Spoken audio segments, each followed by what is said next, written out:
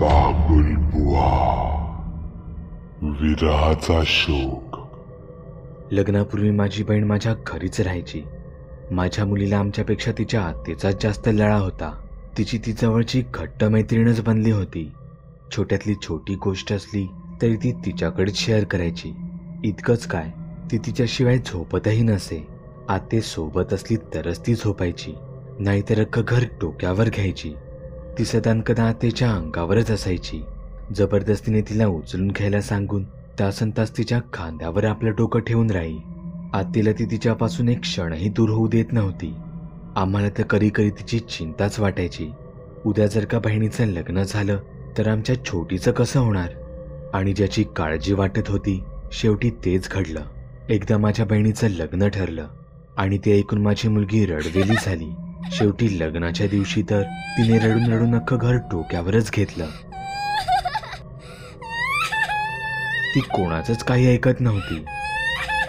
एवढी की पहाटेपासून लग्न मुहूर्त येईपर्यंत ती रडून रडून बेशुद्ध होऊ लागली. आम्हाला तर काहीच सुचत नव्हतं, कारण तिचं ते रडणं वरवरचं नव्हतं. तिला तो विरह सहनच होत नव्हता. शेवटी आमची कामवाली आम्हाला म्हणाली, अहो, तुम्ही काही काळजी करू नका, मी हिला आजचा एक दिवस माझ्या घरी घेऊन जाते. आमची कामवाली आमच्याकडे खूप वर्षापासून कामाला होती. ती खूप विश्वासू होती. आम्ही तिला आमच्या घरातल्यांपैकीच एक समजत होतो. कामवालीने तिला जेव्हा घेतलं तेव्हा ती जवळजवळ बेशुद्धच होती, पण आम्हाला तिच्यावर विश्वास होता. त्या कामवाल्या बाईला काही गावठी उपाय तसेच बाहेरच्या गोष्टींचीही माहिती होती. तिच्या घरी जाईपर्यंत ती तिच्या खांद्यावरच पूर्णपणे बेशुद्ध होऊन पडली होती. इथे माझ्या बहिणीचं लग्न पार पडत होतं तर तिथे माझी मुलगी बेशुद्ध झाली होती. कामवाल्या बाईने तिला शुद्धीवर आणण्यासाठी शेवटी काही काळ्या विद्येचा वापर केला. तिच्या तंत्रविद्येने आमची मुलगी शुद्धीवर आली होती खरी, पण ती तिच्या सगळ्या भावनाच हरवून गेली. तिने रडणं, हसणं सगळंच सोडून दिलं होतं. ती एखाद्या संमोहित केलेल्या माणसासारखी वावरत असे, जणू ती एखादी रोबोटच आहे, कुणाच्या तरी इशाऱ्यावर चालणारी. काही महिन्यांनी आम्हाला एक आनंदाची बातमी कळली. माझी बहीण आई होणार होती. सर्वच आनंदात होतो. माझी बहीणही ही आनंदाची बातमी मुद्दामून माझ्या मुलीला सांगायला म्हणून आमच्या घरी आली होती. आम्हीही खुश होतो. कदाचित ही बातमी ऐकल्यावर तरी आमची मुलगी माणसात येईल असं आम्हाला वाटलं. ऐकलंस का ग, तुझ्यासोबत खेळायला बाळ येणार आहे. तसं ती मुलगी अचानकच रडू लागली.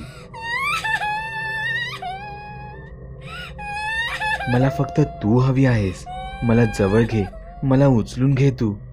तेव्हा आजीने तिला समजावलं, अगं असं काय हट्ट करतेस, तिच्या पोटात बाळ आहे ना, मग ती तुला नाही उचलून घेऊ शकणार.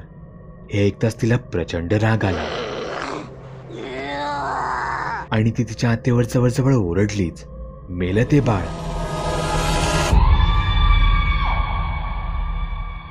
हे ऐकून आम्हा सर्वांनाच त्या गोष्टीचं फार वाईट वाटलं.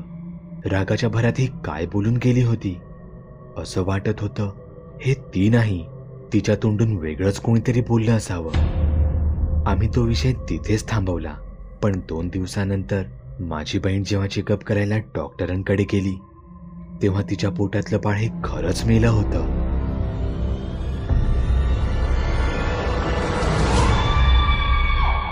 विरहाचा शोक. बागुलबुवा. चॅनलवर अपलोड केलेल्या नवीन व्हिडिओची नोटिफिकेशन मिळवण्यासाठी चॅनल सबस्क्राईब करायला विसरू नका. व्हिडिओ आवडला तर आमच्या मेहनतीचा मोबदला म्हणून तो लाईक करून मित्रांसोबत जरूर शेअर करा. चॅनलवरचे इतर व्हिडिओ पाहण्यासाठी इथे क्लिक करा. तसेच चॅनलवरची प्लेलिस्टही चेक करा. दर दिवशी नवनवीन भूतांचे व्हिडिओ बनवून मी तुमचं मनोरंजन करत राहू याची खात्री बाळगा.